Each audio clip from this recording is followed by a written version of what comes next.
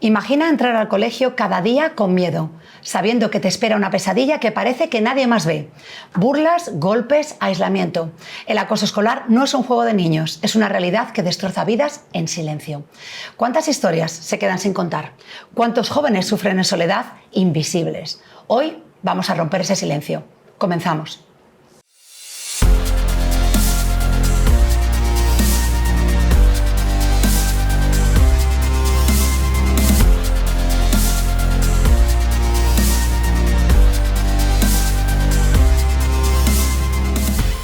El bullying no solo afecta a la vida académica de los niños y adolescentes, sino también a su salud mental y su desarrollo personal.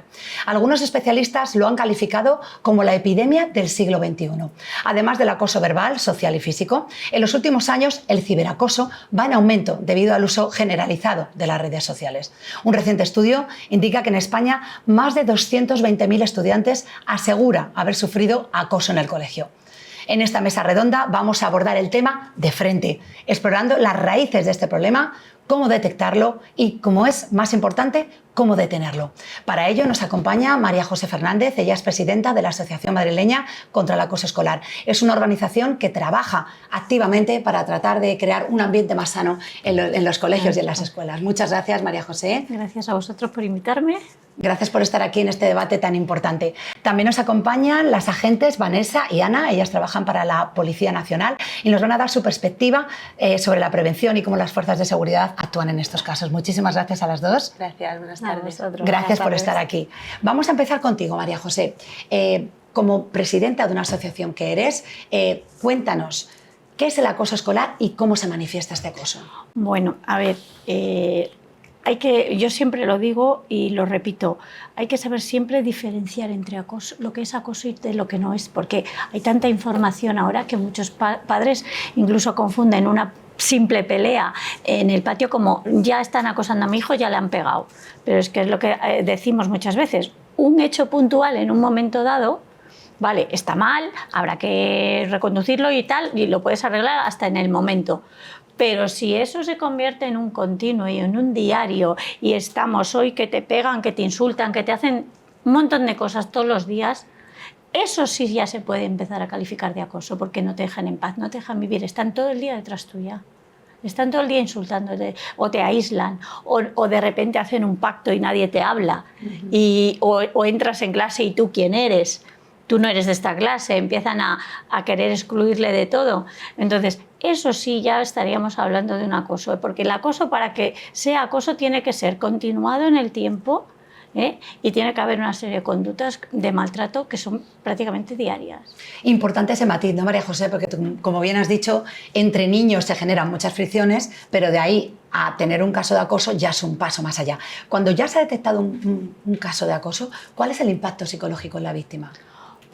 Depende del tiempo también que haya estado sufriendo ese acoso, pero la mayor parte de las víctimas que nos llegan a nosotros, por desgracia, vienen ya de meses de acoso o vienen ya de cursos enteros de acoso, que ya ni se lo han dicho a sus padres muchas veces, porque hay niños, sobre todo en primaria, que les cuesta a veces identificar que eso que me está pasando es acoso. O sea, a mí me pegan eso y llega un momento que hasta lo normalizan, que esto es lo normal que me pase a mí en el colegio. Entonces, un día le dicen a su madre, me ha pegado fulanito, y como la madre solo se lo ha dicho un día, pero como el otro le amenaza y como digas algo te vamos a hacer al día siguiente peor, pues no dicen, callan, y cuando explotan resulta que te enteras como madre que tu hijo lleva sufriendo burlas, golpes y de todo todos los días. Y claro, muchas veces las madres y los padres vienen con un sentimiento de culpa y dicen, como yo, con todas estas cosas que venía contando, que pensábamos que eran cosas de niños, no sé qué, no sé cuánto, no nos hemos dado cuenta que lo que estaba sufriendo era un acoso. Digo, bueno, es que nadie nace con el libro de padre y de psicólogo debajo del brazo para saber identificar muchas veces. Muchas veces nosotros decimos que los niños, cuando sufren acoso, dejan de tener relato y dejan de contar cosas del colegio. Entonces, ¿Cómo identificas? Pues de repente tú tenías un niño feliz que le gustaba ir al colegio y empieza a decirte, pues no quiero ir al cole, me duele la tripa, me duele la cabeza, empieza a poner excusas de todo tipo para no ir al colegio. Incluso los que se quedan a comedor empiezan a decir que no quieren quedarse a comedor o que no quieren hacer actividades extraescolares. ¿Por qué? Porque todo lo que tenga que ver con el colegio, si están sufriendo acoso, intentan rehuir y escapar de esa situación. Muy importante, María José, estás dando pautas y señales que los padres tienen que tener muy en cuenta, ¿no? Porque a veces pasa que estos hechos de bullying se dan en épocas de cambio también, en la adolescencia. Sí. Entonces, claro, tu hijo o tu hija está más rara y lo achacas a, bueno, sí, pues está en una época difícil, ¿no? Sí. Me imagino. Vanessa, Ana, desde vuestra labor como Policía Nacional, estaba diciendo varias cosas importantes, María José, que eran... sobre todo que los padres no se dan cuenta o que los propios niños no saben identificar, ¿no? ¿En qué punto nos tenemos que dar cuenta de que esas herramientas son necesarias y cómo la Policía Nacional las traslada a las escuelas? Nosotros, bueno, venimos de la Unidad Central de Participación Ciudadana, que es una unidad preventiva, en todo caso. Entonces, nosotros lo que hacemos es, como tú bien dices, muchas veces ellos no saben ponerle nombre a esos problemas que tienen. ¿Por qué? Porque están en una edad complicada, sobre todo los adolescentes, no saben muy bien manejar ciertas situaciones. Entonces nosotros a través de la prevención lo que hacemos es dar diferentes actividades formativas e informativas en las cuales se les habla de ciertas problemáticas que ellos son más proclives a tener por la edad, porque son un colectivo vulnerable simplemente por ser menores de edad. Entonces les enseñamos cuál es el nombre para que ellos tengan esas herramientas para el día de mañana llegar y decirles a sus padres, me está pasando esto. ¿Cómo es la acogida, Ana, por ejemplo, cuando vais a un instituto o a un colegio? ¿Cómo se toman los jóvenes estas charlas de prevención del acoso escolar? Generalmente para el centro es algo muy positivo. Muchas veces reclaman que vayamos o piden que vayamos porque ya ha habido algún caso o han notado algo. Entonces suele tener bastante buena acogida. Además, aparte de lo que decía mi compañera, muchas veces también lo abordamos hablando con los padres o primero reservadamente con el tutor o el director de ese centro y nos dice, pues podéis incidir en esto o en este curso hemos observado esto, todavía no tenemos claro si es un caso de acoso o no, pero queremos que vengáis, que les informéis, que sepan qué consecuencias tiene para el acosador y qué puede hacer la víctima en un caso de sufrirlo. También les explicamos esto a los padres y también como unidad central muchas veces trabajamos en universidades con personas que serán futuros docentes, que han estudiado o están estudiando magisterio y lo que tratamos es de darles una serie de herramientas que les permitan una detección precoz de todos estos problemas el día de mañana, porque ellos van a pasar muchísimo tiempo con esos menores en las aulas. Entonces, o a lo mejor el problema viene de casa, pues ahí especialmente es más importante todavía que desde el centro tengan ese apoyo, ese adulto de referencia al que acudir y de esta manera intentamos prevenirlo o en caso de que ya haya ocurrido, detectarlo y poder solventarlo lo más rápido posible. Claro, importantísimo que los docentes tengan esas herramientas para poder detectarlo y saber qué hacer en esos casos. Quería preguntaros por la periodicidad de estas charlas y si nos podéis explicar un poco cómo es la dinámica, en qué consiste, por ejemplo, alguna actividad que hagáis para concienciar sobre el acoso. Pues nosotros, por ejemplo, tenemos un correo que es el de seguridadescolar@policia.es en el que nos escriben muchos padres, muchos docentes que nos piden precisamente esas formaciones. Entonces ellos, como decía Ana, detectan un problema y dicen, pues igual en tercero de primaria necesitamos una charla de riesgos de Internet porque estamos viendo que no usan las tecnologías como deberían. Entonces nos lo solicitan y nosotros lo derivamos al competente en ese territorio, que son los delegados de participación ciudadana de cada una de las comisarías en toda España, en todo el territorio. ¿Cada cuánto tiempo estos chicos reciben una charla o...? Depende un poco también, nosotros nos amoldamos a los tiempos de los centros, porque es cierto que ellos tienen una carga lectiva, unas horas que hay que dar y unas asignaturas que hay que impartir. Entonces, en la medida en que ellos nos comunican la disponibilidad que tienen, nuestros compañeros de la Delegación de Participación Ciudadana correspondiente, según el territorio en el que nos encontremos, se amolda y les dice, vale, pues podemos, es que depende. Nosotros nos adaptamos a lo que nos dicen, es totalmente flexible, puede ser una a la semana, luego hay proyectos que a lo mejor son varias horas más días, depende un poco, o del problema que sea, si el centro cree que es una cosa que ya está en un estadio avanzado, pues a lo mejor te dice, venid 2 veces en semana y dais una en este curso y otra en este otro. un poco según la disponibilidad de ellos y lo grave que sea el problema, si es que existe. ¿Podríais destacar alguna pregunta que sea muy común o alguna preocupación? Y también si se anima, por ejemplo, algún menor, algún niño, una niña, un adolescente a denunciaros un caso, ya que os ven ahí y estáis ahí. Sí, en muchas ocasiones, bueno, como ya os hemos dicho, nosotros recibimos correos de toda la ciudadanía en general. Entonces, sí, a veces ellos se ponen en contacto. Casi siempre suele ser desde los emails de sus padres, porque claro, para ellos también estoy contando algo muy personal que a lo mejor no le he contado a mis figuras de referencia, pueden ser padres, madres, docentes, sanitarios. Entonces os lo estoy contando a vosotros y quiero ser un poco anónimo. Entonces muchas veces cogen las cuentas de correo de sus padres y nos escriben y nos cuentan las problemáticas que tienen. Y ante eso la policía, ¿hay una respuesta estándar o vais y habláis con el menor? ¿Cómo lo manejáis en ese momento? Nosotros con quien solemos hablar más es con las familias. Porque al final, si con el menor, pues cuando hay un problema en un cole, pues el tutor te dice, mira, pues a lo mejor este niño quiere hablar contigo, pero porque previamente ha hablado con ese tutor o tutora y dice, pues podéis hablar con él y hablas con ese niño, te cuenta la problemática, pero nosotros siempre hacemos que los padres también intervengan en este proceso porque la familia es un punto de referente clave. Claro, Vanessa ha estado mirándote mucho, María José, porque está claro que os conocéis y que hay una buena sinergia entre la asociación, ¿no?, y la policía. Sí, la policía, sí. Cuéntame la labor que hace la policía y qué tan importante es para vosotros como asociación toda esta charla preventiva. Yo recuerdo, además tengo un grato recuerdo del primer año que fundamos la asociación, que dijimos, bueno, vamos a ver quién anda metido en todo esto, y lo primero que vimos era Policía Nacional. Y recuerdo que fuimos a ver a la que era jefa de Participación Ciudadana en aquel momento, una señora estupenda, por cierto, de la que tengo un grato recuerdo, también la jefa que está ahora mismo en jefatura, una señora estupenda también, muy colaboradora. O sea, con los jefes de Participación Ciudadana y con todas las unidades y de las distintas comisarías hemos tenido una sintonía estupenda en estos 10 años.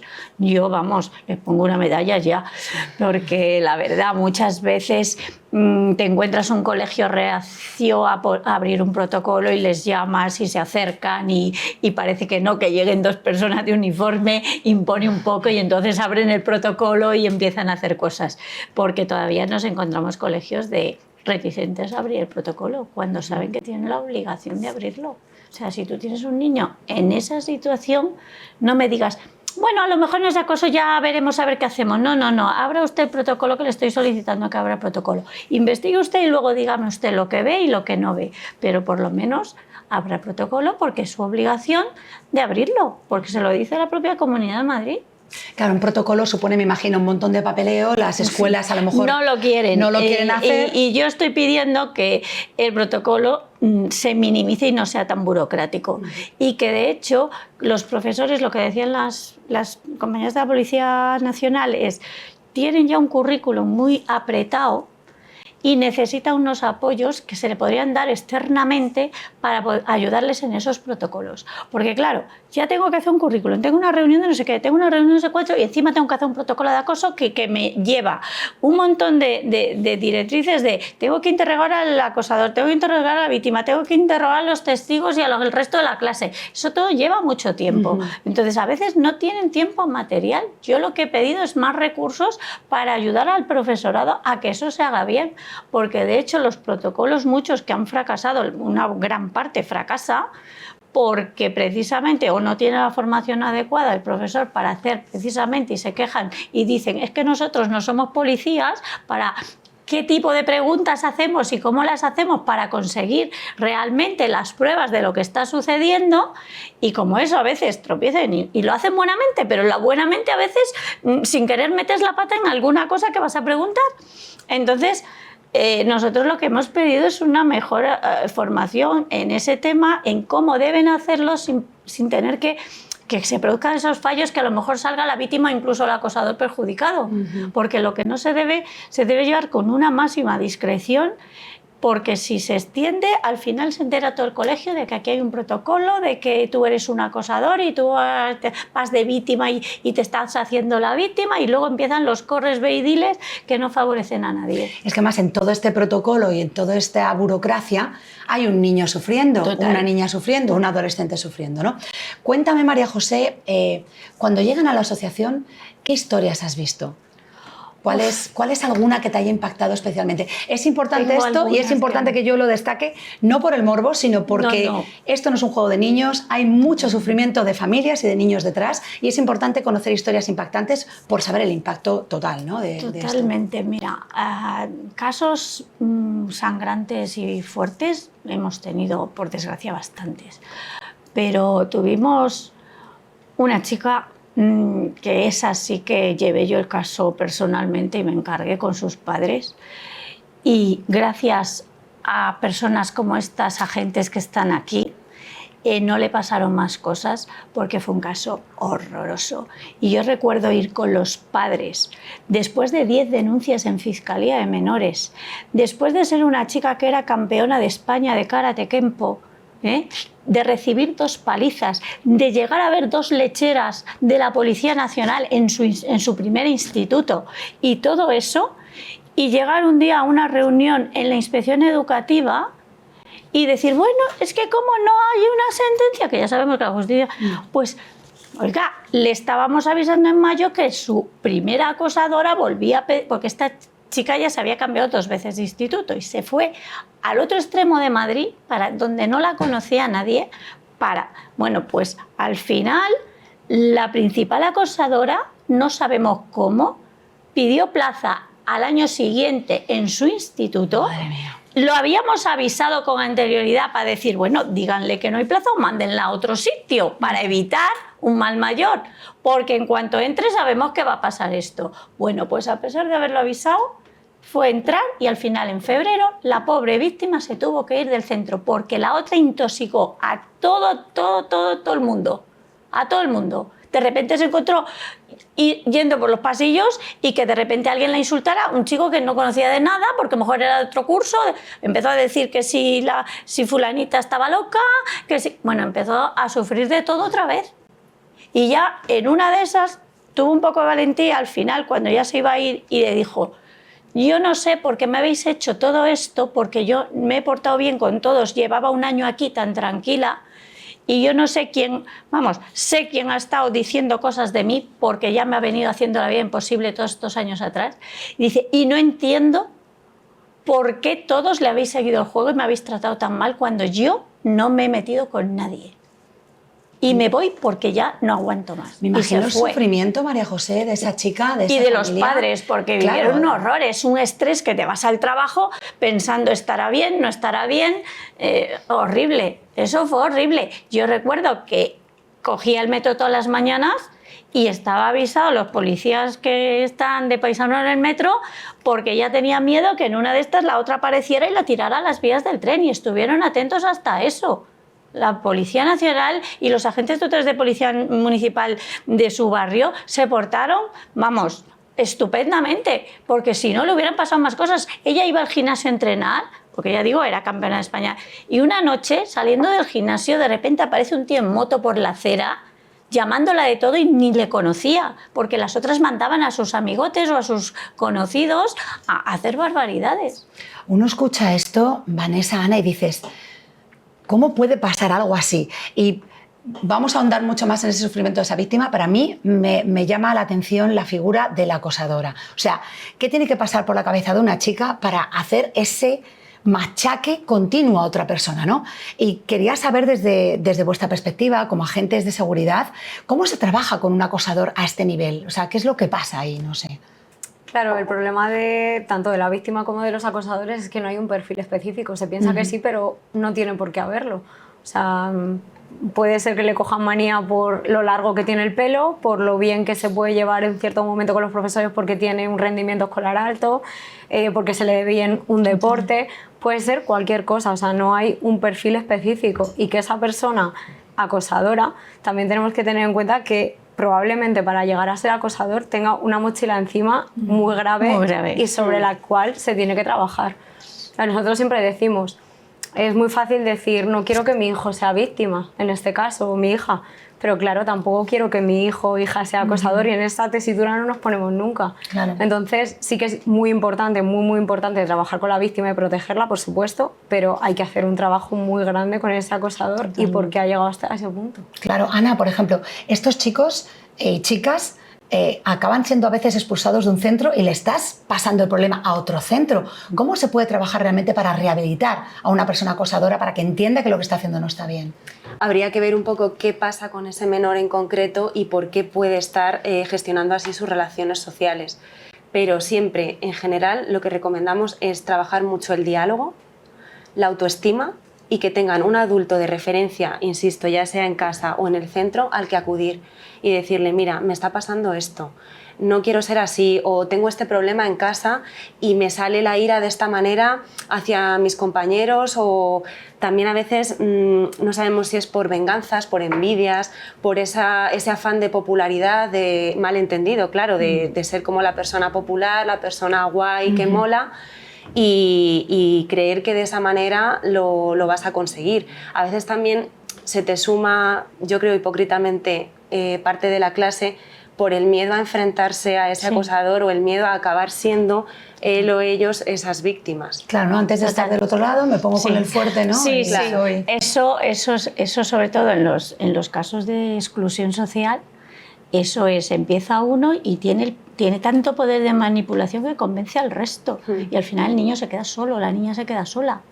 O sea, esos acosos son los que realmente, o sea, porque a alguno le pegan y tal, pero los acosos de exclusión son los más dañinos psicológicamente hablando. O sea, son los niños que acaban con cuadros de estrés postraumático, etcétera, ansiedad, depresión y vamos, todo lo que te puedas imaginar, los que acaban ingresados hasta en hospitales.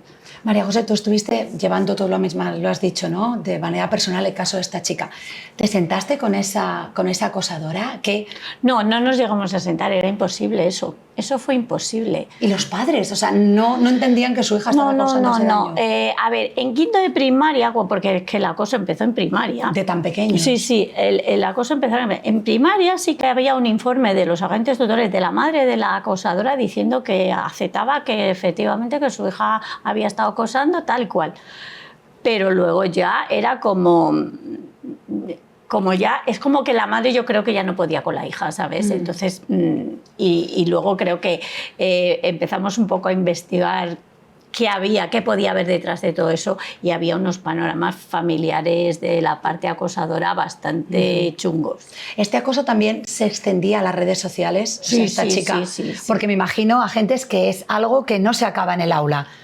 Traspasa el patio y nos sigue por el móvil 24 horas, los 7 días de la semana. Ni te imaginas lo que pasó un día saliendo de Fiscalía de Menores. O sea, venían de una vista con estas...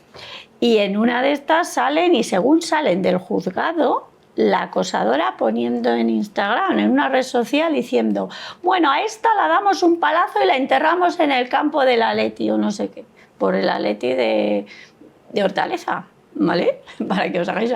Esta la damos... O sea, acababan de salir del juzgado de una vista con el fiscal y yo diciendo, ¿les importa una leche lo que le haya dicho el fiscal?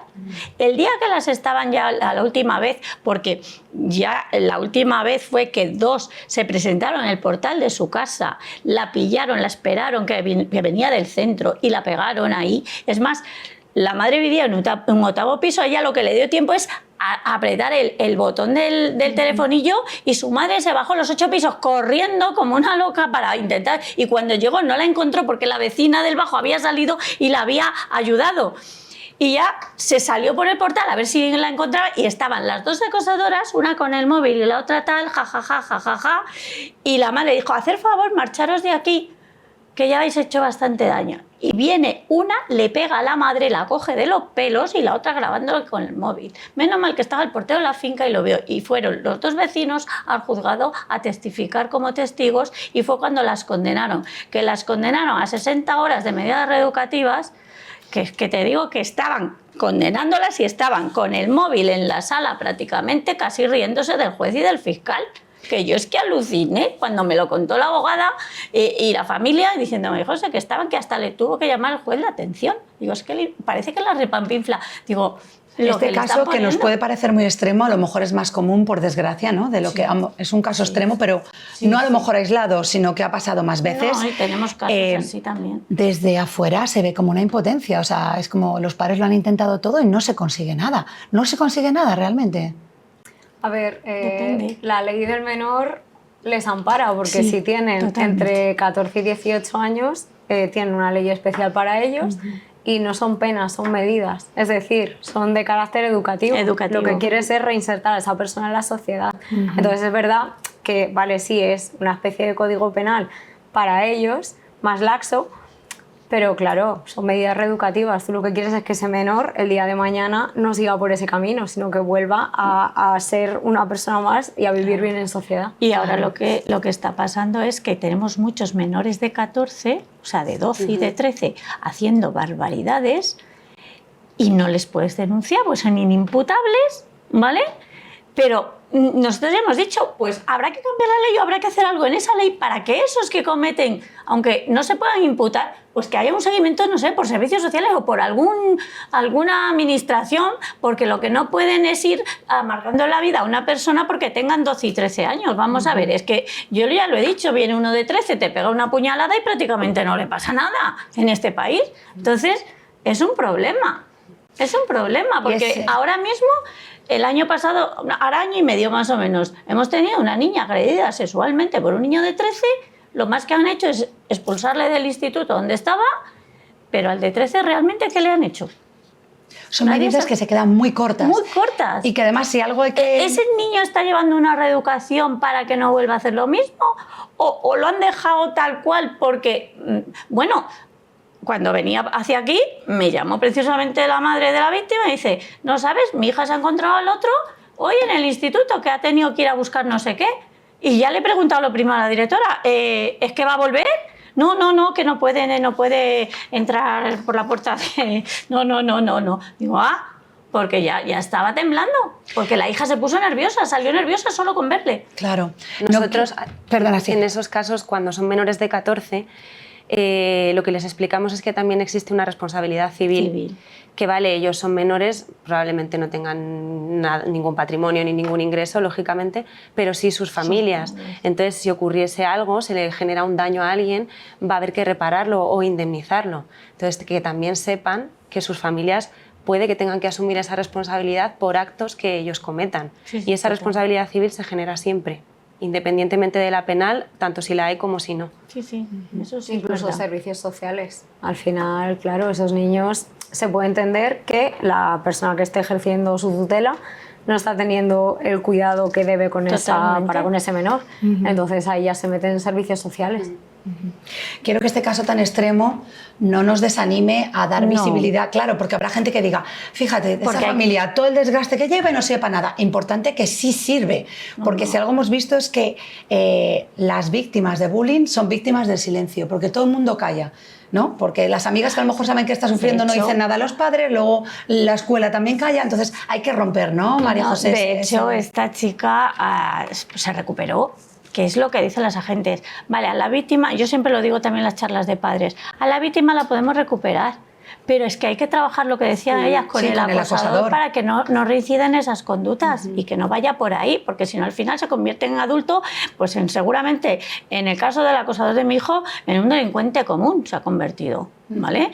Que ahora tienen que ir ellos detrás de los delincuentes. Entonces no queremos una sociedad con más delincuentes, no, queremos una sociedad sana. Entonces yo lo que decía siempre es, vamos a ver, la víctima la recuperamos, pero al acosador también hay que tratarlo, precisamente por eso. Esta chica la ayudamos, estuvo con su a la víctima con su terapia psicológica, ha podido finalizar sus estudios los que quería, y es más, hace 2 días me llamó el padre y dice, estaba haciendo las prácticas de sus estudios y la han cogido para trabajar. O sea, le han hecho un contrato. Digo, mira, pues lo mejor que le ha podido pasar. Por lo menos triunfa. Y ya se siente más resarcida, desde luego.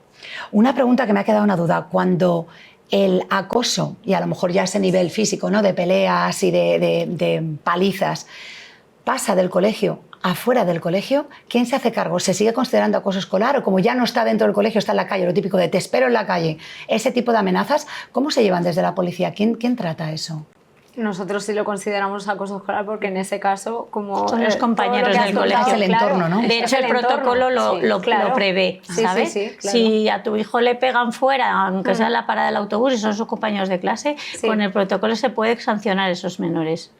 Es que además es algo que ocurre, o sea, que igual ocurre en el aula, pero también fuera, a la salida, si me cruzo contigo el fin de semana en un centro comercial. Entonces, sería un problema separarlo y dejar de considerar que es acoso escolar solo porque ocurra fuera en algunas ocasiones. Entonces, el tratamiento es similar. Claro, al final ese acoso suele llevarse fuera de las aulas precisamente por eso, porque hay menos adultos. Eso va a espaldas de los adultos siempre. Sí, total. Cuando se detecta, cuando decías tú antes, es que claro, ya nos llegan casos graves. Precisamente por eso, porque ellos lo hacen por detrás. Pero ¿qué pasa? Que si llega un momento en el que ellos ven que son impunes, no les pasa nada, siguen hasta que ya los adultos se dan cuenta. Entonces, ¿y cómo se frenan esos precisamente ataques que son todavía relacionados con acoso escolar fuera del colegio? ¿Cómo se atajan? ¿Cómo se hace frente a eso? Nosotros es que, claro, sí, nosotros los tratamos igual, sean fuera o dentro del colegio, porque al final ellos van a convivir en ese entorno escolar. Claro. Ya sea en el momento en el que hay un conflicto o en su momento de sus tareas diarias de la escuela. Entonces nosotros lo tratamos igual, da igual que sea en el parque de enfrente del colegio que sea en el patio. Y por supuesto, pues lo que dice Vanessa, estás fuera del centro, te están intimidando, te están siguiendo, cualquier cosa, 091 y acudir a un indicativo y hará lo que tenga que hacer para solventar ese problema. Nosotros, en casos de niños amenazados, O sea, que la denuncia es muy importante. le ponemos el Alercops en el móvil. Sí, también, total. claro. Funciona muy bien. Sí, funciona súper bien. María José nos ha contado un caso muy extremo. Me gustaría, si vosotras tenéis alguno que sea menos extremo, obviamente totalmente respetando, ¿no? la víctima. Nosotros vemos muchísimos casos porque además como unidad central pues al final pasa por nosotros todo lo que ocurre en territorio Policía Nacional, que es toda España.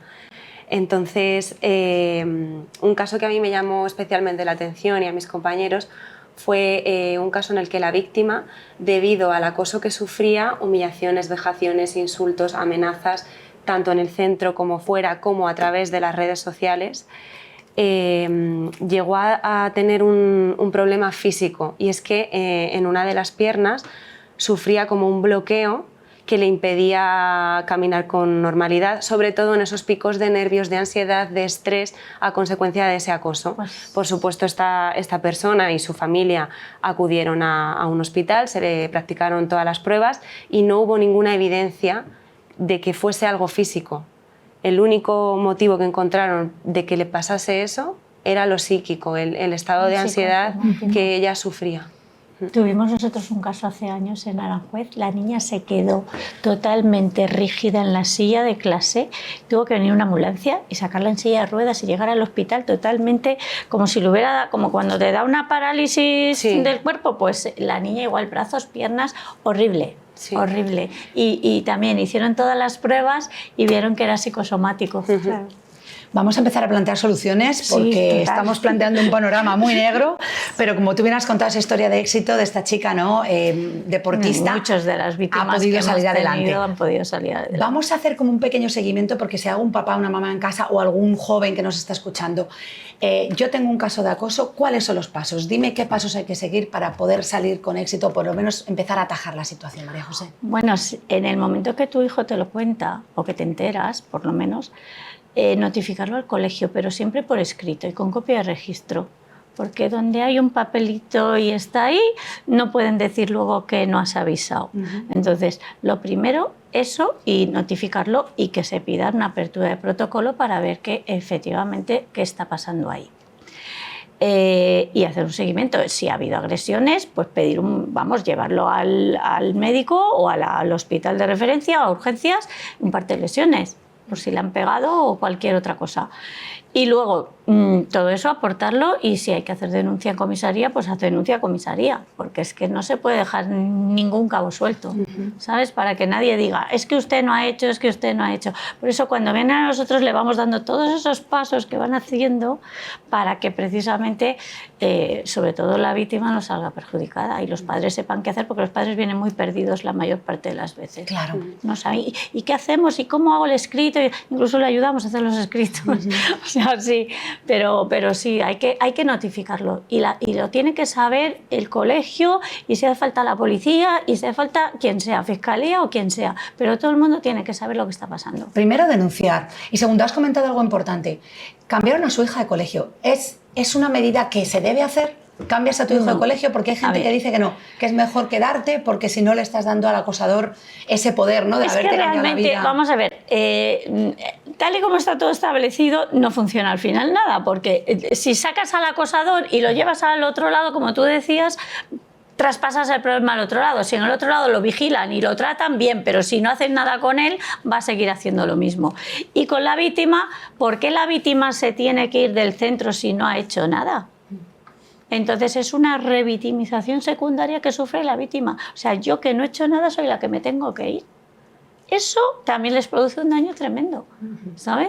Hasta que hemos tenido niños reacios, yo no me quiero ir, yo no me tengo por qué ir porque yo no he hecho nada, pero cuando ya la situación afecta tanto a su salud, lo que le hacemos ver es, mira, si ellos se quieren quedar, ya es que ha habido veces que ya hemos tenido que decírselo así para que a ver si se convence, porque le dicen las cosas buenamente y dicen, mira, si ellos se quieren quedar con los malotes, pues que se queden. Pero tú te vas, que tú eres la buena y donde vayas vas a triunfar. Y ya está. Y al final acabas convenciéndola porque ya vemos que pues, o está a punto de una anorexia nerviosa, o está ya con depresión, o le da un ataque de ansiedad cada 10 minutos en el colegio. Entonces, hacerle ver, pero claro, se siente como diciendo, ¿y yo por qué me tengo que ir? ¿Y por qué no echan al que me está haciendo daño? Que sería lo lógico, claro. Claro. ¿Funciona esa medida? ¿Sacar a los niños de colegio y cambiarles de ambiente, empezar de cero en otro sitio? Funciona hasta... es verdad que los que se han ido no les ha pasado nada, pero yo también digo, no se pueden ir con la mochila de los daños del acoso, porque entonces sí que en el próximo centro pueden ser más vulnerables de sufrirlo, porque es que los acosadores huelen esas cosas. Claro. Entonces... Yo siempre digo a los padres, vale, le cambias de colegio, pero tienes que tratarle psicológicamente todo el daño que tiene, porque si no, puede tener una recaída y la recaída puede ser monumental. Ahí entra, me imagino, la labor también de asociaciones que apoyáis, ¿no? Psicológicamente tanto a las víctimas como a los padres. E imagino que de un psicólogo, de un profesional que trate. Sí, nosotros tenemos un gabinete que colabora con nosotros y la verdad que la jefa del gabinete se ha implicado al 100, no, al 200%. De hecho, ha conseguido hasta psicólogos gratuitos para padres que no tengan medios económicos, porque estaba viendo que cada día teníamos más pacientes de bullying y que, madre mía, es que es una pena que porque no puedan pagar X dinero, no vamos con el riesgo que tiene ahora ese niño que se pueda hasta avanzar por una ventana. Entonces, vamos mejor que tenga, aunque sea algo de apoyo, a que no tenga ninguno. No, las cifras lo dicen, que 1 de cada 3 niños que sufre acoso puede intentar suicidarse en algún algún momento. Nosotros no veíamos casos de suicidio, o sea, cuando en el 2015 hubo aquellos 2 casos tan llamativos como el de Diego y la Arantxa, eso debió ser la punta del iceberg. Y nosotros ya después, unos años después, ya estuvimos en una reunión en la inspección que dijimos, oiga, que aquello que vimos en el 2015 ya estamos detectando más. Bueno, pues hasta 2022, que salió el que era consejero en ese momento, que era el señor Osorio, diciendo que habían detectado 300 casos de niños en los colegios con ideación autolítica y tal y cual, dije yo, vaya, y llevo yo hace más de 3 años diciendo que ya estábamos viendo esto y tal. Bueno, pues dio la casualidad que se inicia el curso de 2023 y yo fui a un programa y dije, estamos todavía esperando el protocolo de prevención de conducta suicida porque ya estamos detectando y estamos viendo muchos casos. Y se nos dijo que se iba a hacer un protocolo. Bueno, pues sí, a los 2 días salió el protocolo por la puerta y llegó a los colegios de repente, ¿sabes? O sea, a veces tiene una que estar ahí poniendo la cuñita para que a ver si espabilan.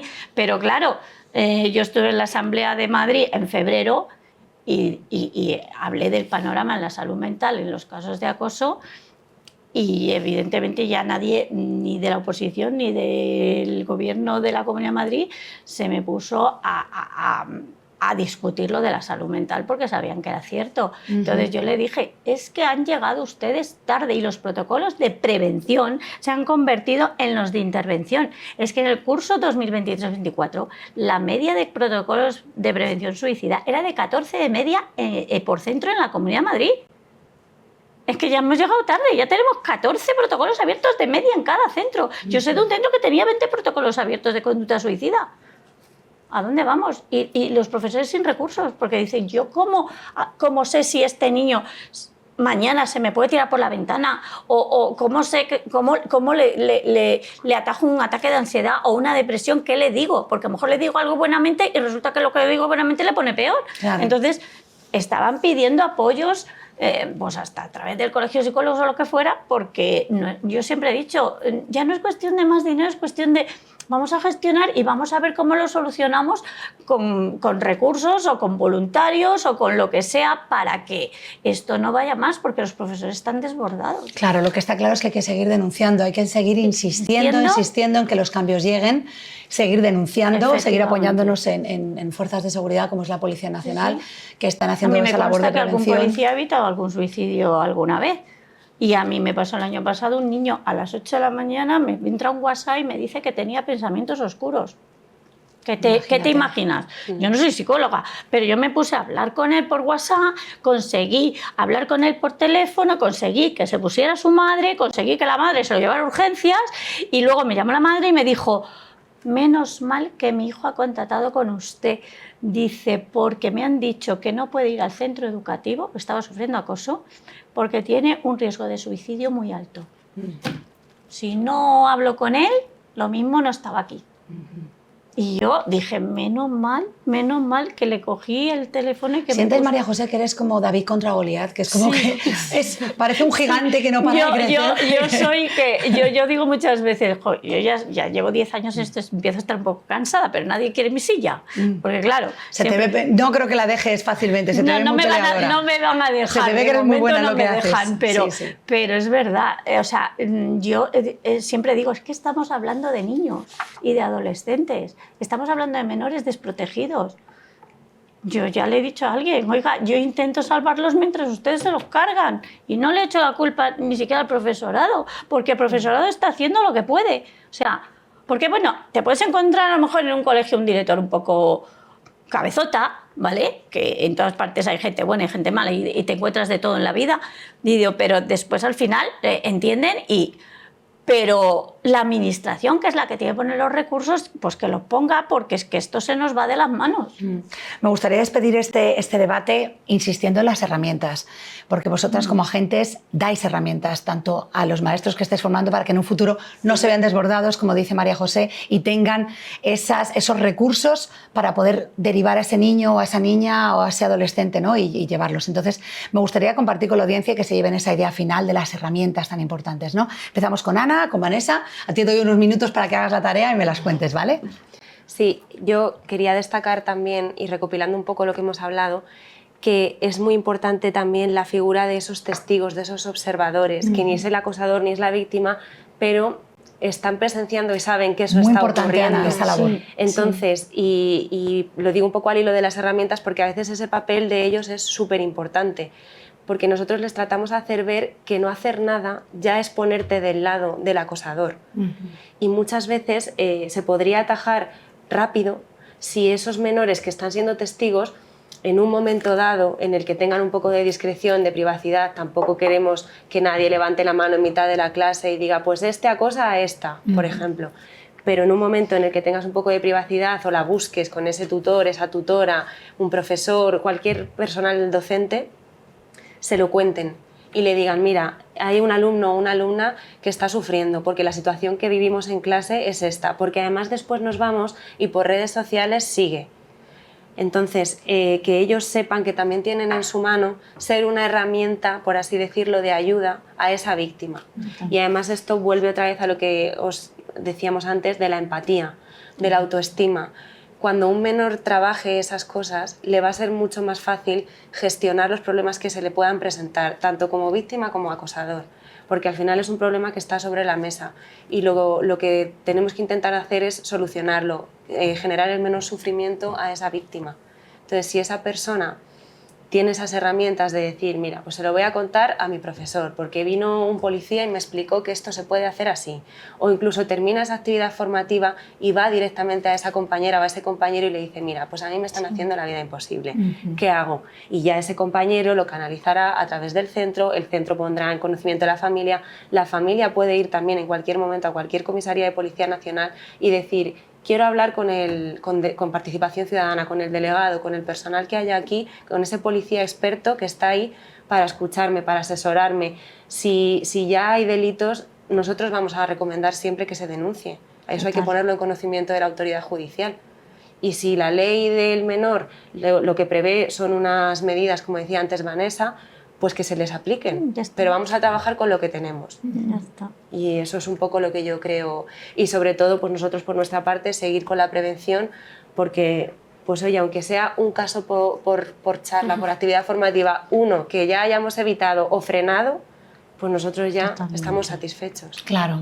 Claro. Vanessa, ¿algo sí, más? Nosotros, ¿Alguna? pues sobre todo la detección precoz, lo que decía Ana. Es que al final, si no dejamos que ese problema vaya más, es muchísimo más fácil de atajar cuando es pequeño. Claro. Entonces nosotros, cuando vamos, los delegados de participación ciudadana, cuando van a dar las actividades formativas y todo eso, hablamos mucho con ellos, le decimos lo de los testigos. Cada vez vamos a hacer más actividades con padres, que antes era como un colectivo en el que no podíamos entrar porque para ellos era como que nosotros íbamos a regañarles.